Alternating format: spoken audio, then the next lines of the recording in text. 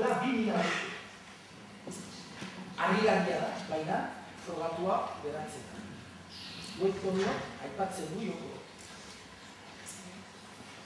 Orduan, hizkuntza zeltikoetan aditua den maila handiko ikertzaile batek, Pierre Lambertek, jakinarazirik esplikazio hori joko batena erabat onargarria litzatekeela.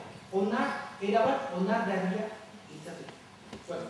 Baina gero, dakizuenez presioak izan dira, telefonatu diote, jatzi diote Lamberti, eta presioak izan dira, eta hori berak komunikatu bat atera zuen prentxana.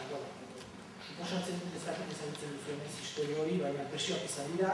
Baina Lambertek ezin izan zuen gezurtatu niri idatzitakoa, idatzi zidan.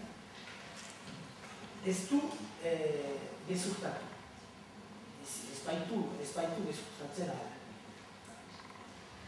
Idatzi du, erabat onargarria, zure hipotesia joko batena, erabat onargarria. Orduan, fite eginen du, orduan, zertarako egina da urkatuaren joko hori. Gaurko eskoletan eta kolegioetan, Frantzian ere, oso izan duna eta edatuaren joko hori zertarako egina da.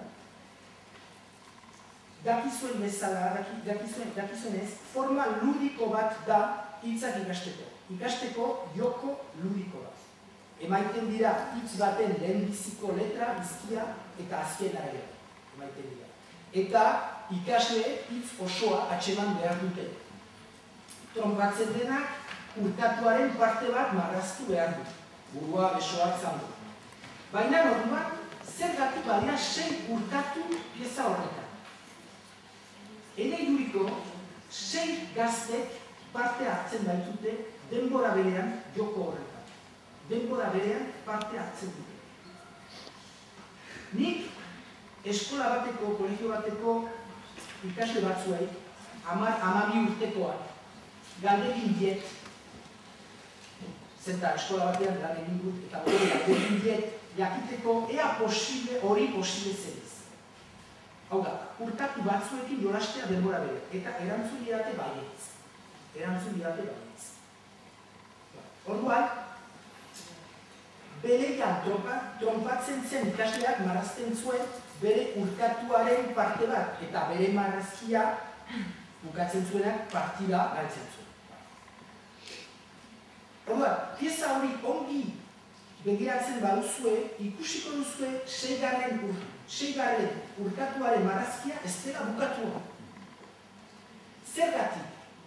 Zenta, ene ustez, urkatu hori marrazten zuen aurrak partida irabazia dut zuen.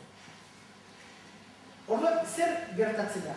Bada, Julio Núñez, deitu komentarista batek, ez du lortzen ulertzea zergatik 6.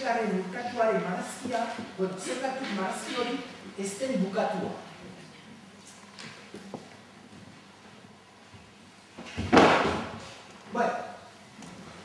Zenbaitek ez du ulertzen zergatik bukatua da, aurrak partida irabazi baitu. Zenbaitek duda bat ukanen dute esplikazio honekin, eta hori normala da. Nik ere balitut, nire dudak balitut, ukan ditut eta oraino ditut. Baina, ongi begiratzen bali baduzue, ikusiko duzue nola urkatuetariko bat erdian dagoena, ikusiko duzue nola urkatu horren marrazkia erabat bukatua den. Eta gainera urkatu horren marrazkia marratua edo markatua guitze batekin. Eta hitz hemen erdian, eta hitz batekin azpian. Zer hori duen aurra izan baita partida. Hori da nire hipotesia. Baina, orduan, zer eran nahi dute hitz hori? Hori da arazoaren mamia. Pieza horretako marrazkien azpian agertzen diren hitz hori. Eran nahi baita, Riamo, Dalia eta Deize. Eta baita ere, ondoko hauek ere da eta den. Bueno, iguridu bi azken hauek aditzak direla, iratekeela, baina aspektua oso teknikoa da eta hemen ez dugu beraz utziko du. Nire artean dira aspektu tekniko horiek izi. Bai, orduan, zer...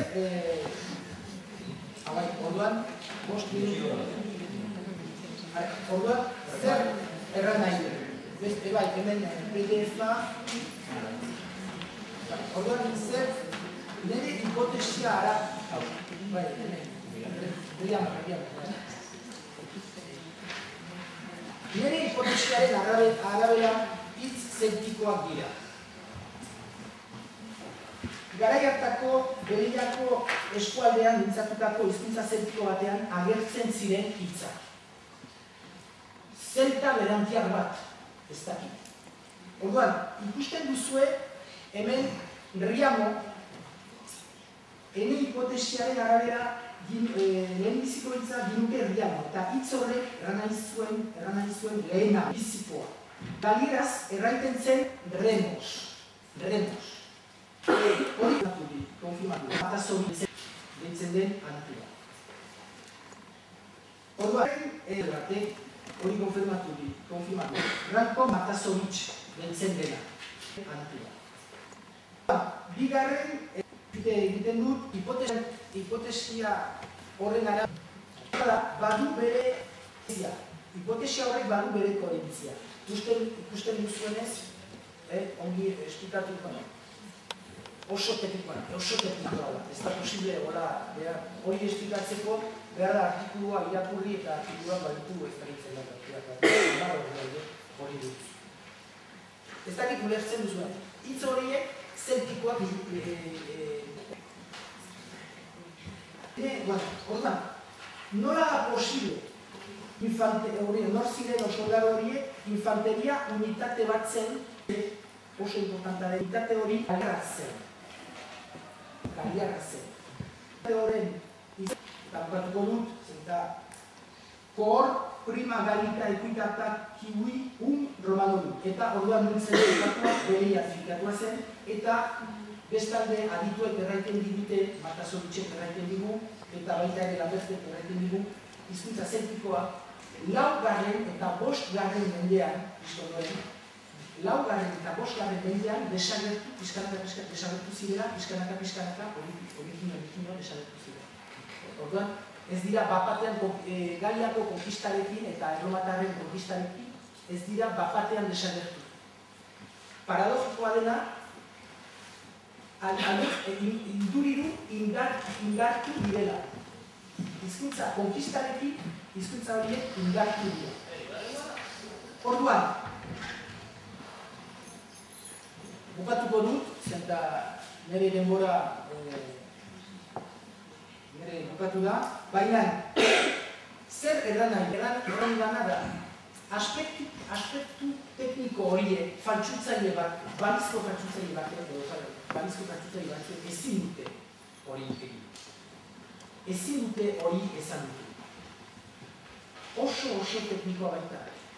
Ez da posible, ezinezkoa da, balizko faltsutzaile batek hori izautzea, eta ostion aipatu tradizioa ere, tradizio, hebrear tradizio hori izautzea, ez da posible.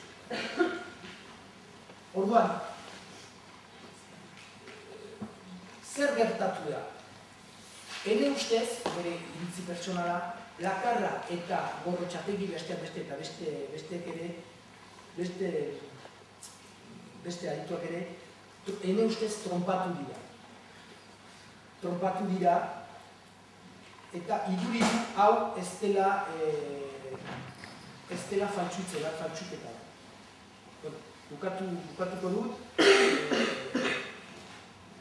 hemen baditut gero erantzunen dut, ahal badut, ez dut dena ez naiz xehetasun guztietan sartu, baina nahi balen baduzu, gero sartuko naiz zerbait xehetasun. Eskerrik asko, doktor. Horren,